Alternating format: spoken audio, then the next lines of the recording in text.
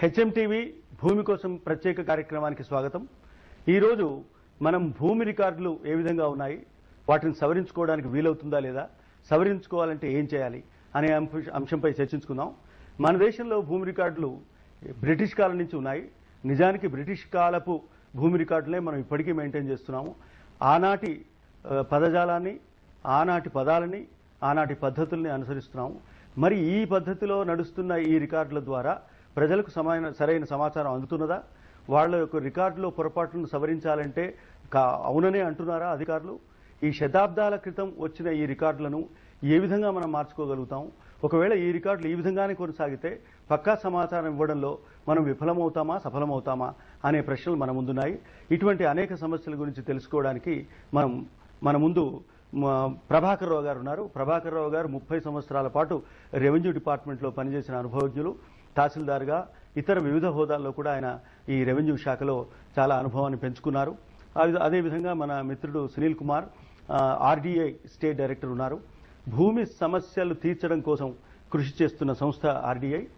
ఈ మన హెచ్ఎంటీవీ కార్యక్రమంలో ఈ భూమి కోసం అని మనం అంటున్నప్పటికీ ఇది భూమి రికార్డుల కోసంగా మనం మార్చుకోవాల్సి వస్తుందేమో అనిపిస్తుంది. అన్ని సమస్యలు మనకున్నాయి. ఇప్పుడు ముఖ్యంగా మనకున్న సమస్య ఏమిటంటే, నాకు అర్థమైనంత వరకు మనం ఇందులో ఒక రకమైన పదజాలాన్ని వాడతాం. ఈ పదజాలం ప్రజలందరికీ తెలుస్తుందా? తెలియకపోతే తెలియజెప్పేవాళ్ళు ఎవరైనా ఉన్నారా అనేది ఒక ప్రశ్న అయితే, రెవెన్యూ శాఖలో ప్రభాకర్ రావు లాంటి సీనియర్ అనుభవజ్ఞులు ఉంటే వాళ్లకు తెలుస్తున్న బహుశా 30-40 సంవత్సరాలు చేస్తున్నారు కనుక ఆ రెవెన్యూ పహణి పదజాలం, అడంగల్ పదజాలం వారికి తెలుస్తుందేమో. కానీ కొత్తగా వస్తున్న ఈ రెవెన్యూ అధికారులకు ఈ పదాలు తెలుస్తాయా? తెలియకపోతే ఈ పదాల గురించి జనానికి తెలియజెప్పేవాళ్ళు ఎవరైనా ఉంటారా? అది కాకుండా అసలు ఈ పదాలు మనకు అవసరమా? దీన్ని మనం ఇంకా సింప్లిఫై చేసుకోవడం మనకు సాధ్యం కాదా అని నా సందేహం. నేను ముందుగా ప్రభాకర్ రావు గారిని ఈ రెవెన్యూ రికార్డుల సవరణకు సంబంధించి మీరు ఏం చెప్తామని అనుకుంటున్నారు మా హెచ్ఎంటీవీ ప్రేక్షకులకి? సార్, ఇప్పుడు ఈ రెవెన్యూ రికార్డులు మీరు అన్న ప్రకారంగా ఈ పదజాలాన్ని సవరించాలంటే చేయవచ్చు. కానీ దాని రెఫరెన్స్ కోసం మనము గత సంవత్సరంలోకి వెళ్ళినప్పుడు తప్పకుండా ఆ టర్మినాలజీ, ఆ పదజాలం మనకు అవసరం ఉంటుంది. దాన్ని సరైన శిక్షణ ఇచ్చి రెవెన్యూ సిబ్బందికి తెలిపినట్టయితే దానికి సమానమైనటువంటి అర్థం వచ్చేటువంటి నూతన పదాన్ని మనము ఏర్పాటు చేసినట్టు బాగుంటుంది సార్. అదేవిధంగా అయితే ఈ శిక్షణ అవసరం అనే దాంట్లో మనకు సందేహం లేదు. అయితే దాని గురించి మరికొన్ని విషయాలు తెలుసుకునే ముందు కొన్ని అంశాలు రికార్డ్ చేశారు. దాని గురించి మనం ఇప్పుడు చూద్దాం. ప్రస్తుతం మన దేశంలో అమల్లో ఉన్న భూమి రికార్డులు రైతులకు పక్కా సమాచారం ఇవ్వడం లేదన్న వాదన ఉంది. 200 ఏళ్ల క్రితం బ్రిటిష్ పాలకులు సూచించిన రికార్డులను సరిచేస్తూ అమలు చేస్తున్నారే తప్ప పెద్దగా చేపట్టిన మార్పులేవీ లేవనే చెప్పాలి. భూమి సాగు చేస్తున్న రైతుల పేర్లు, విస్తీర్ణం, ఇతర వివరాలతో పాటు భూమిపై వస్తున్న మార్పులేవీ తాజా రికార్డులకు ఎక్కడం లేదు. మన రాష్ట్రం రికార్డుల నిర్వహణ బాధ్యత సర్వే, రెవెన్యూ విభాగాలతో పాటు రిజిస్ట్రేషన్ శాఖ సంయుక్తంగా నిర్వహిస్తున్నాయి. అయితే ఈ 3 శాఖల మధ్య లోపించిన సమన్వయంతో రికార్డులు తప్పుల తడకగా మారుతున్నాయన్న విమర్శలు వినిపిస్తున్నాయి. ఇక మన దేశంలో రికార్డులను ఆధునీకరించే ప్రక్రియ 1980లో మొదలైంది. ఇందులో పహాణి, అడంగల్ కాపీలను మాత్రమే కంప్యూటరీకరించారు. అయితే ఈ సమాచారం రిజిస్ట్రేషన్ శాఖకు చేరకపోవడంతో ఇబ్బందులు తప్పడం లేదు. భూమి రికార్డులపై అధ్యయనం చేసిన కోనేరు రంగారావు కమిటీ కొన్ని సిఫార్సులను చేసింది. అందులో ముఖ్యమైనవి ఏమిటంటే, యాజమాన్య హక్కు ఉన్న పట్టాదారు మాత్రమే భూమి అమ్మకాన్ని సబ్ రిజిస్ట్రార్ స్వీకరించాలి. రికార్డు మార్పును ఎప్పటికప్పుడు పర్యవేక్షించాలి. భూమి సమాచారంపై ఆన్లైన్ వ్యవస్థను అందుబాటులోకి తేవాలి. రెవెన్యూ ఫిర్యాదులపై వెంటనే స్పందించాలి. భూమికి సంబంధించిన సమస్యలు, రికార్డుల నిర్వహణ, రిజిస్ట్రేషన్ పనులను ఒకే విభాగం కిందకి తేవాలి. క్షేత్రస్థాయి రికార్డులను కంప్యూటరీకరించాలి. రికార్డులు అందుబాటులో లేని చోట సర్వే నిర్వహించి ఆధునిక పద్ధతులను ప్రవేశపెట్టాలి. ఇక అంతిమంగా రెవెన్యూ యంత్రాంగానికి రికార్డుల నిర్వహణలో సామర్థ్యం పెంపొందేలా శిక్షణ ఇప్పించాలని కోనేరు రంగారావు కమిటీ సూచించింది. అయితే ఇవేవి అంతగా అమలు అవుతున్న దాఖలాలు మాత్రం కనిపించడం లేదు. ఇదండి, ఇప్పుడు మనం చూసాం కదా, ఈ రికార్డులకు సంబంధించిన సమస్యలు, జనం ముందున్న సమస్యలు ఇవే. 2 రకాల సమస్యలు. ఒకటి బ్రిటిష్ కాలపు పద్ధతులు. నేను బ్రిటిష్ కాలపు రికార్డులను నేను అనను కానీ పద్ధతులను అంటాను. రికార్డులు ఆధునీకరించడం అనేది చాలా అవసరం. అప్డేటింగ్ అంటే నవీకరించడం, ఆధునీకరించడం కాకపోయినా ఈ ఎప్పటికప్పుడు వస్తున్న మార్పులను ఆ రికార్డులో చేర్చడానికి మన ముందున్న పద్ధతి ఏమిటి, పరిష్కారాలు ఏమిటి, ఒకటి ప్రశ్న.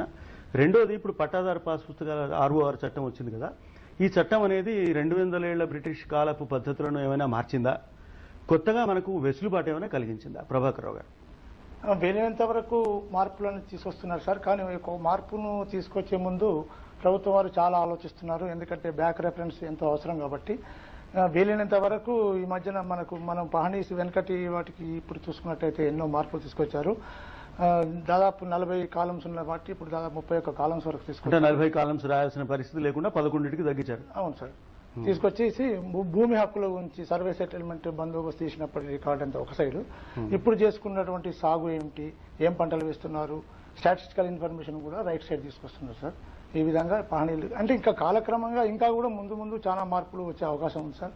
ఇప్పుడు ఈ ROR ద్వారా వచ్చిన పెద్ద మార్పు ఏమిటంటారు? ఈ ROR ద్వారా ప్రభుత్వం కల్పించే సౌకర్యం ఏంటంటే సార్, ఎప్పుడో కొనుక్కున్నటువంటి 1970లో కొనుక్కొని ఇంతవరకు రిజిస్ట్రేషన్ చేసుకున్న కేసులు మా అనుభవంలోకి చాలా వచ్చినాయి సార్.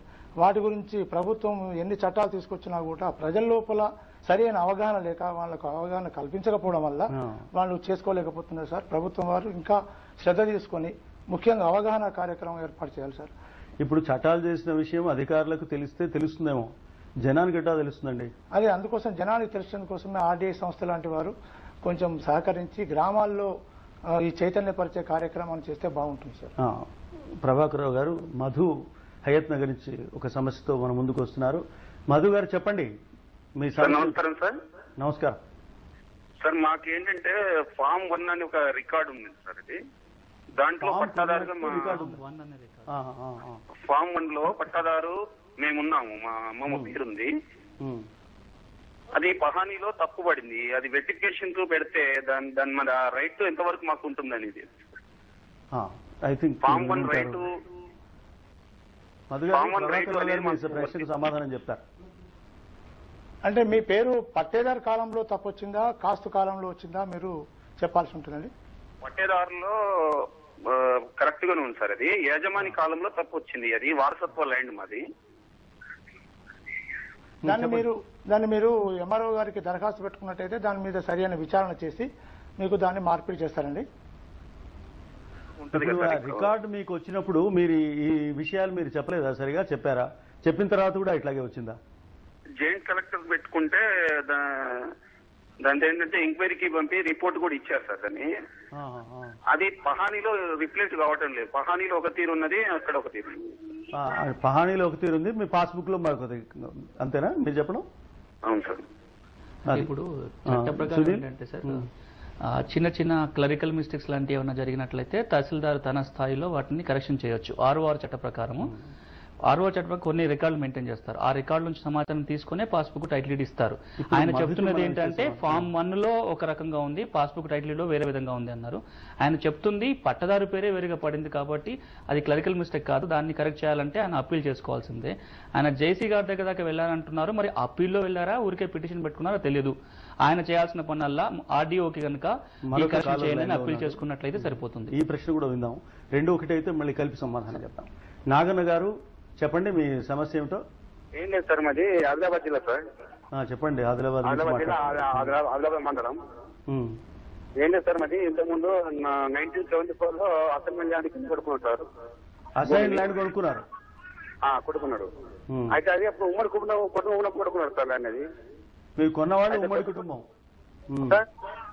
కొన్నవాళ్ళు ఉమ్మడి కుటుంబం, అమ్మిన వారిది అసైన్ ల్యాండ్ సార్. ఇప్పుడు ఉమ్మడి కుటుంబం కొడుకున్న ల్యాండ్ అది. అయితే పెద్దోళ్ళు అది అలా ఇంటికి పెద్ద ఉంటుంది అన్న పెద్ద ఏంటంటే ఆ భూమిని వేరే వాళ్ళకి అమ్మిండి అన్నట్టు. తర్వాత ఏమైందంటే మళ్ళీ దాన్ని లాక్కొని అది భూమిని మా ముగ్గురు అన్నములకు పంచలేదు సార్. అది ఎవరు ఇవ్వాలి మీరు అడిగారా? ముగ్గురు అన్నములకు పంచి అడిగారు. మీకు కలెక్టర్ ఒకసారి ఫిర్యాదు చేసినాము. అక్కడి నుంచి మాకు ఎలాంటి స్పందన రాలేదు. మళ్ళా మీ సమస్య మీరు నాగన్న గారు, మీ సమస్య ఏమిటంటే మీరు కొన్నదే అసైన్డ్ భూమి కొన్నారు. అసైన్డ్ భూమి అమ్మడానికి లేదు, కొనడానికి లేదండి సార్. కొన్నది కదా సార్. అది మా వాళ్ళు అమ్మిందన్నట్టు, పెద్దలు మా తల్లిదండ్రులు అమ్మినట్టు మా పేద సార్. అది కొట్టుకున్న నాగన్న మీరు చెప్తున్నది మీరు భూమి అమ్మారా లేదా మీరు కొన్నారా? కొట్టుకున్నాను సార్. కొట్టుకుని ల్యాండ్ సార్. అది మీరు కొనుక్కున్నారా? కొట్టుకున్నాం సార్, అది అసైన్మెంట్ కొట్టుకున్న భూమి. ఓకే, అంటే దాన్ని మీకు అసైన్మెంట్ చేశారా? మీ కుటుంబానికి ఒకరి పేరు మీద అసైన్మెంట్ చేసిందా ప్రభుత్వం? ఒకరి పంట అది చేసింది అన్నట్టు. అంటే ఏంటి ఈయన చెప్పిన సమస్య కొట్టుకున్నా అంటే ఏమిటి? సాగు చేసుకున్నది పడవబండి భూమి ఉంటది, ప్రభుత్వ భూమి. జనరల్ గా అడవి భూమి ఉంటుంది సార్. ఆదిలాబాద్ అంటే ఎక్కువ ఫారెస్ట్ కొట్టుకున్నాడు, దాన్ని వాళ్ళు మొత్తం క్లియర్ చేసేసుకొని సాగు చేసుకుంటున్నారు. అది అమ్ముకునే అధికారం ఉంటుందా వీళ్ళకి? అమ్ముకునేది సార్. ఇప్పుడు ఆయన అనేది ఏంటంటే ఒక పెద్ద అన్నకు పట్టా చేసి ఉంటారు. ఆ పట్టా చేసిన అసైన్ ల్యాండ్ అంటే కేవలం ఆయన వారసులు ఆయనకు అసైన్ చేసిన అసైన్మెంట్ చేసి అంటే ఆయన చెప్తా సమస్య ఏంటంటే ముగ్గురు అన్నదమ్ములు ఉన్నారు, కుటుంబానికి ఇచ్చిన ఉద్దేశంతో అసైన్మెంట్ చేశారు. ఒక అన్న మాత్రమే తీసేసుకున్నాడు, మాకు వారు రావట్లేదని అడుగుతున్నాడు ఆయన. వారికి పరిష్కారం ఏంటంటే చాలా సందర్భాల్లో కుటుంబం కోసం ఇస్తారు, అంటే ఒకరి కోసం అధికారం కాదు. అది వారసత్వంగా ముగ్గురికి వచ్చే అవకాశం ఉంటుంది కాబట్టి తహసీల్దార్కి అర్జీ పెట్టుకోవచ్చు. అర్జీ పెట్టుకున్నట్లయితే ముగ్గురు పేరు మీకు వచ్చు. అది ఉన్న భూమి చాలా తక్కువ ఉన్నట్లయితే ఇవ్వటం ఇబ్బంది అవుతుంది. ఇంకొక కాలర్ వెయిట్ చేస్తున్నారండి. కృష్ణ గారు హైదరాబాద్ నుంచి. చెప్పండి కృష్ణ గారు, మీ సమస్య ఏమిటో. సార్ మాది 1950లో మా తాతగారికి 35, 36 సెక్షన్ల కింద మా కౌలు చట్టం సర్టిఫికేట్ ఇచ్చారు సార్. అది ఎక్కడ? హైదరాబాద్ భూమి కాదు సార్, మాది ల్యాండ్ మౌనాడు సార్, మహబూబ్ నగర్ జిల్లాలో. చెప్పండి.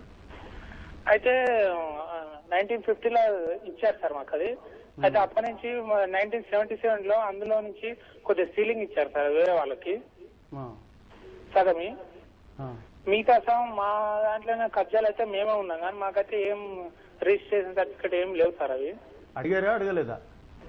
అంటే అప్పటి వరకు అడగలేదు సార్, మాకంతా తెలియలేదు. మా తాత వాళ్ళకు మా నాన్న వాళ్ళకి తెలియలేక అడగలేదు సార్. అది మరి మీరు మేము ఎక్కడ అడగాలి ఏమని అట్లే మా కబ్జాలో ఉన్నాం, కానీ మాకైతే ఏం అది లేదు సార్. అది మీరే సాగు చేసుకుంటున్నారా నిజంగా? మేమే సాగు చేస్తున్నాం సార్. కృష్ణ గారు, మీ దగ్గర 38 సర్టిఫికెట్ ఉందా? 38 లేదు సార్, అది 35, 37 అనే ఉంది సార్ 1950లో.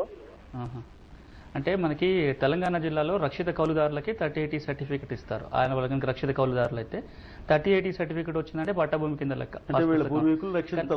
కాదు, ఇప్పుడు ఆయన చెప్పినట్టు కింద లేదు. రక్షిత కౌలుదారులు అయితే protected tenants register, PT register అని ఉంటుంది.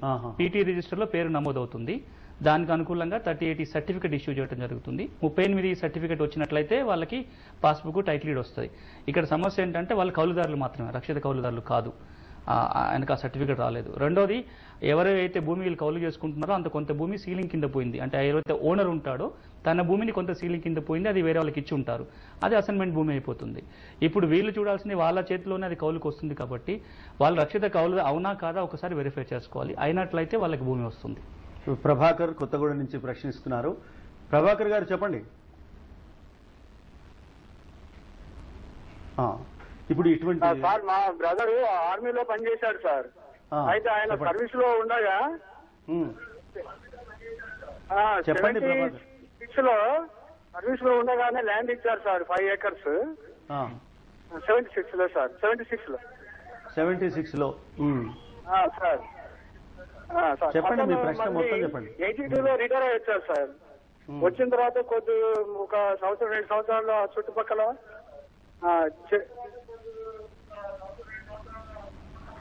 ఆ చెట్లన్నీ కొట్టించాడు సార్.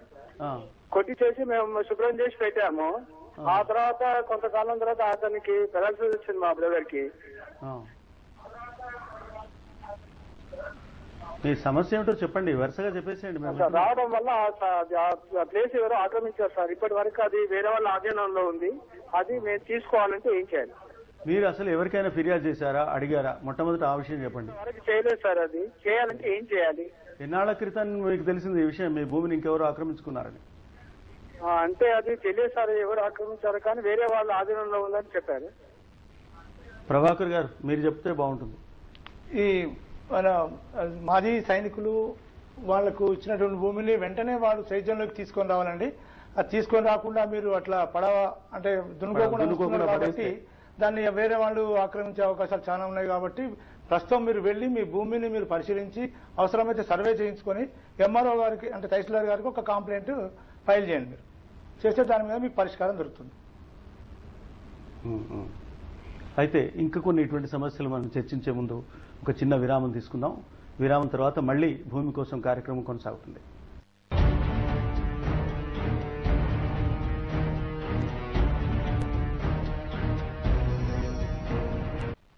భూమి కోసం కార్యక్రమానికి పునఃస్వాగతం. జాన్సన్ హైదరాబాద్ నుంచి ఒక ప్రశ్నతో మన ముందుకు వస్తున్నారు.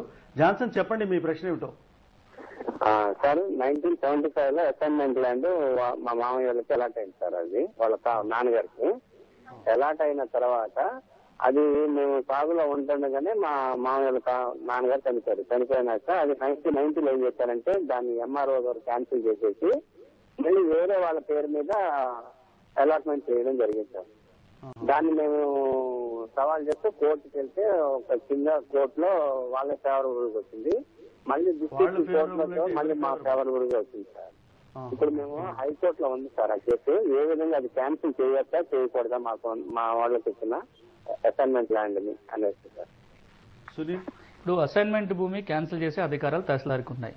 ఒకటి సాగులో లేకపోతేనో లేకపోతే ఎలినేషన్ జరుగుతుందో 4 కారణాల వల్ల. అంటే వీరికి అసైన్ చేసిన తర్వాత కూడా ప్రభుత్వం తీసుకోవాలి అంటే వీళ్ళకి అసైన్ చేశారు. తర్వాత ఆయన ఏం చెప్తున్నారంటే కొద్ది కాలం తర్వాత ఎంఆర్ఓ క్యాన్సిల్ చేసి వేరే వాళ్ళకి ఇచ్చారు. అంటే ఈయన సాగు చేస్తున్నప్పుడు ఆయన క్యాన్సిల్ అది మనకు తెలియదు. ఆయన కనుక సాగులో ఉండి ఆ పట్టా కండిషన్స్ ఉంటాయి అది ఉల్లంఘన చేయనంత కాలము ఆయన సాగులోనే ఉంటుంది. క్యాన్సిల్ చేయడానికి అవకాశం లేదు. కానీ తహసీల్దారు ఏ కారణంతో క్యాన్సిల్ చేశారో తెలియదు. వాళ్ళు కోర్టుకు వెళ్ళామన్నారు. ఎలాగో హైకోర్టులో ఉంది. హైకోర్టులో కనుక ఎంఆర్ఓ క్యాన్సిల్ చేయడం తప్పు అని కనుక తీర్పు వచ్చేసినట్లయితే వాళ్ళ భూమి వాళ్ళకి వస్తుంటుంది. కానీ క్యాన్సిల్ చేసే అధికారం మాత్రం తహసీల్దార్కి ఉంటుంది. అదే ఇప్పుడు జాన్సన్ సమస్యలో 2 అంశాలు ఏమిటంటే, ఒకటి రికార్డులలో ఇతనికి ఉన్న భూమి ఇతని పేరు మీదనే ఉందా లేదా అనేది ఒకటైతే, క్యాన్సిల్ చేయడం ఏదైనా కారణం మీద క్యాన్సిల్ చేస్తే కోర్టు వివాదాలు వెళ్తే ఎట్లా ఉంటుంది అనేది. కోర్టు వివాదంలోకి వెళ్ళిన తర్వాత నేను రెవెన్యూ అధికారులు ఇంకా ఏ చర్య తీసుకుంటారని నేను అనుకోవట్లేదు. They will go by the judgement of the court కదండి. కోర్టు తీర్పు ద్వారానే వాళ్ళు చర్యలు తీసుకోవాల్సి ఉంటుంది. ఆ కోర్టు కూడా మళ్ళీ రెవెన్యూ వాళ్ళకే ఇస్తారు సార్. దాన్ని తిరిగి పరిశీలించి అసైన్మెంట్ రూల్స్ ప్రకారంగా మళ్ళీ యాక్షన్ తీసుకోమంటారు. కానీ అసైన్ ల్యాండ్ విషయంలో కోర్టు దాదాపు ఇంటర్ఫియర్ కాదు sir. As per rules due procedure follow అవ్వకుంటూ వాళ్ళకు చేయాలి అని చెప్తారు. బహుశా సునీల్ గారు చెప్పినట్టు వాళ్ళు ఏదో డీవియేట్ అయి ఉంటారు సార్. అంటే కండిషన్స్ ఫుల్ఫిల్ కాకపోవడం వల్ల ఎంఆర్ఓ గారు దాన్ని క్యాన్సిల్ చేసి, అంటే ఒక అనుకూలమైన తీర్పు కూడా వచ్చింది.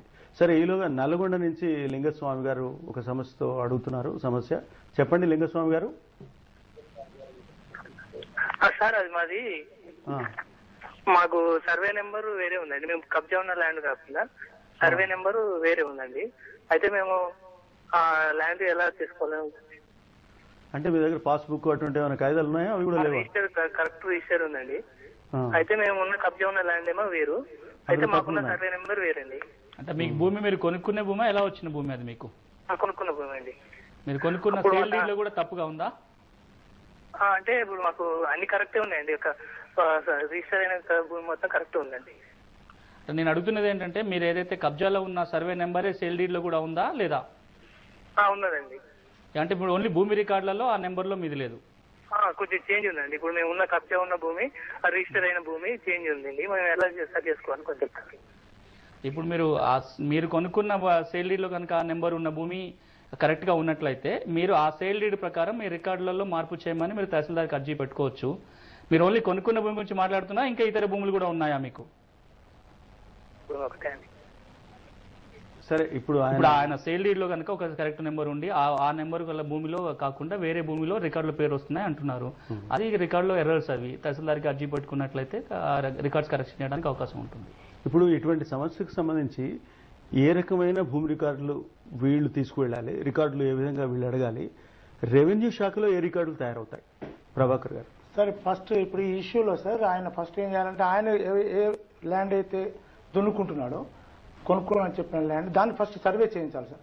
సర్వే చేయించిన తర్వాత దాని సర్వే నెంబర్ తెలుస్తుంది. దాని ప్రకారంగా డాక్యుమెంట్ లో ఉన్నటువంటి సర్వే నెంబర్ కు టాలీ అవుతుందా లేదా చూసుకున్న తర్వాత ఒకవేళ కనుక డిఫరెన్స్ ఉన్నట్టయితే దాని ప్రకారంగా మార్పిడి చేయించామని దరఖాస్తు పెట్టుకోవాలి. ఇప్పుడు ఇతను కొనుక్కున్న కాగితం తీసుకొచ్చి రెవెన్యూ డిపార్ట్మెంట్ లో విఆర్ఓకో ఎంఆర్ఓకో ఇస్తారండి. ఇస్తే మరి వాళ్ళు అదే భూమా కాదా అని వాళ్ళు చూస్తారా? జనరల్ గా చూడరా? వాళ్ళు చూడరు సార్. వీళ్ళు సర్వే అడిగితే తప్ప చూడరు. అటువంటిప్పుడు ఇటువంటి తప్పులు దొరికే అవకాశం ఉంది. అయితే అతను ఏ పత్రాలు పెట్టాలి? అంటే ఇది లింగస్వామి సమస్య అనుకోండి, కానీ జనరల్ గా ఇటువంటి సమస్యలు ఉంటే మనం ఎవరు ఏ విధమైన కాగితాలు తీసుకెళ్లాలో కాస్త చెప్పండి మీరు. అంటే ఫస్ట్ తను కొనుక్కున్నటువంటి సాదా కాగితాన్ని ఒకటి తీసుకెళ్లాలి సార్. ఆయన పహణీ నకలు ఒకటి తీసుకోవాలి. అవసరమైతే సర్వే చేయించుకున్నటువంటి సర్వే రిపోర్ట్ ఒకటి తీసుకోవాలి. ఇవన్నీ తీసుకున్న తర్వాత అతను తేడా కనుక వచ్చినట్టు అనిపించినట్టయితే అప్పుడు తహసీల్దార్ గారి దగ్గరికి వెళ్ళి ఒక అర్జీ పెట్టుకున్నట్టయితే దాని మీద మనకు సరి అయిన నివేదిక వస్తుంది. ఇప్పుడు నల్గొండ నుంచి వెంకటయ్య గారు అడుగుతున్నారు ఒక ప్రశ్న. వెంకటయ్య గారు చెప్పండి. హలో.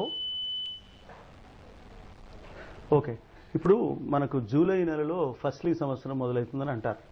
జూలై నుంచి జూన్ వరకు ఈ ఫస్ట్లీ సంవత్సరంలో ఈ రికార్డులకు సంబంధించిన అప్డేటింగ్ ప్రాసెస్ ఏమన్నా అయ్యే అవకాశం ఉందా? ప్రతి సంవత్సరం అట్లా జరుగుతుందా లేకపోతే జరగదా? ఇప్పుడు భూమి రికార్డులు సార్, ఇప్పుడు మనం చూసినట్లయితే పెద్ద సమస్య ఏమొస్తుందంటే భూమి ఉంది కదా ఇంకెక్కడ ఉండాల్సిన పని లేదని ఒక ఇంకెక్కడ ఎవరెత్తుకుపోతారనేది ఒక ఫీలింగ్. మన భూమి మన దగ్గరే ఉంది కదా, ఎవరెత్తుకుపోతారు. మనం ముఖ్యంగా మాట్లాడుకోవాల్సింది సార్, భూమి ఉంటే ఏ రికార్డులు ఉంటాయనేది చాలా కీలకం. అందులో మీరు ఇప్పుడు మాట్లాడుతున్న ఒక రికార్డు ఏంటంటే అడంగల్ లేదా పహాని. తెలంగాణలో పహాని అంటాం, ఆంధ్రాలో అడంగల్ అంటాం. ఇదేమిటో చెప్పండి.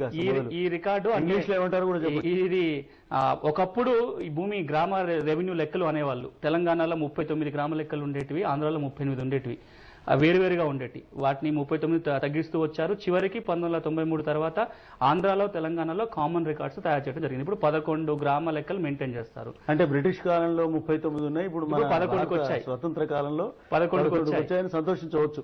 11 తగ్గిపోయాయి సింప్లిఫై చేయడానికి. ఈ 11 లెక్కలలో 3వ లెక్క అనేది చాలా కీలకమైనది. దాన్నే మనం ఆంధ్రాలో అడంగల్ అంటాము, తెలంగాణలో పహాని అంటాం. ఇందులో ఏముంటుంది? ఇందులో ఎందుకు కీలకం అంటే ప్రతి సంవత్సరము భూమి రికార్డులు వచ్చిన భూముల మీద వచ్చిన మార్పులు దాంట్లో రాస్తారు. అందులో ఒక 3-4 ముఖ్యమైన కాలమ్స్ ఉంటాయి, 31 కాలమ్స్ ఉంటాయి. అందులో పహానిలో అగ్రికల్చర్ ఇయర్ అంటే ఫస్ట్ ఇయర్ అంటాం. జూలై నుంచి జూన్ ఉండేదాన్ని అగ్రికల్చర్ ఫస్ట్ ఇయర్ అంటాము. మనం ఇప్పుడు 1421 ఫస్ట్ ఇయర్ లో ఉన్నాం. ప్రతి ఫస్ట్ ఇయర్ కి అక్కడ ముఖ్యమైన కాలమ్స్ ఏం రాస్తారనే పట్టాదారు ఎవరు, ఆ ఖాతా నెంబరు, ప్రస్తుతం భూమి ఎవరు సాగులో ఉంది, సాగుదారి కాలం అంటారు, ఎంత సాగులో ఉంది, ఆ సాగు ఎలా వచ్చింది అనేది రాస్తారు. భూమి మనం కనుక సాగు చేసుకున్నట్లయితే ఆ సాగుదారి కాలంలో తప్పకుండా పేరు రావాలి. నేను భూమి సాగు చేసుకుంటూ ఉండి కూడా సాగుదారి కాలంలో పేరు రాకపోతే నేను భూమి ఉన్నట్టు కింద అది విలువ లేదు. నేను ఎక్కడ కోర్టుకు వెళ్ళాలన్నా, పంట రుణం తెచ్చుకోవాలనుకున్నా, ఏం చేయాలన్నా సరే నా పేరు సాగుదారి కాలంలో రాయాలి.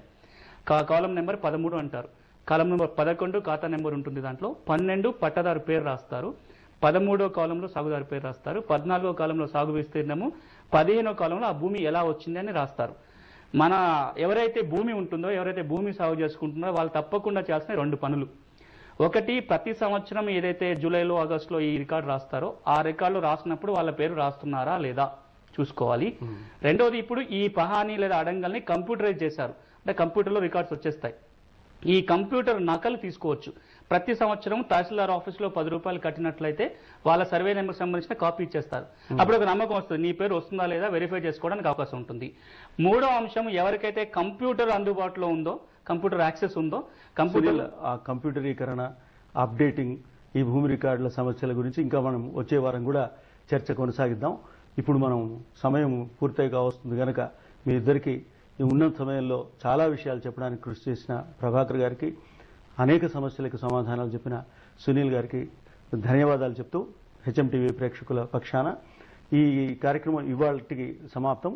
మళ్లీ వచ్చే వారం ఈ భూమి రికార్డులో ఉన్న సమస్యల గురించి మరింత వివరంగా తెలుసుకుందాం, మరికొన్ని ప్రశ్నలకు సమాధానం చెప్పుకుందాం. అంతవరకు సెలవు.